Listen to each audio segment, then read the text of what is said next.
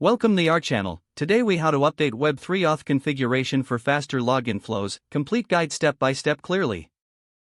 To update your Web3 Auth configuration for faster login flows, begin by logging into your Web3 Auth dashboard. Next, navigate to the Settings tab located on the left sidebar. In the Settings section, look for the Authentication Methods option. Select this option to view the various authentication methods currently available. Review the existing configurations to identify the ones you want to improve. Next, consider integrating social login options like Google or Facebook. To do this, click on the Add New Auth Method button. Choose the desired social login option from the list provided. Follow the prompts to enter the required API keys for the selected authentication method.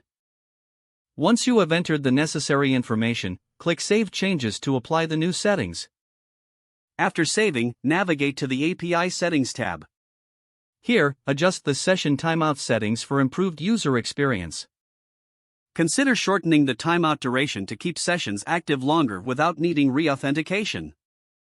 Review the redirect URI settings to ensure they point to the most efficient location for user redirection. Next, enable Remember Me functionality if it's not already activated. This feature helps retain user sessions across devices, speeding up future login attempts. Now, move to the Multi-Factor Authentication section. If enabled, evaluate its necessity, as it may slow down the login process. You may want to make it optional for users who prioritize speed.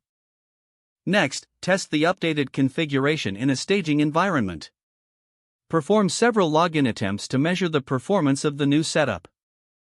Make any necessary adjustments based on your testing results. Finally, deploy the updated configuration to your production environment.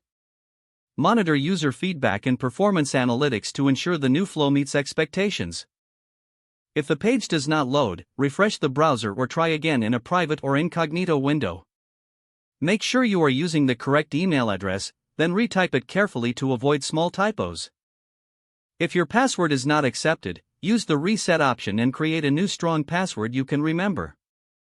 Check your spam folder for verification or security emails, then complete any requested confirmation steps. Don't forget to like this video and subscribe to our channel for more step-by-step tech guides.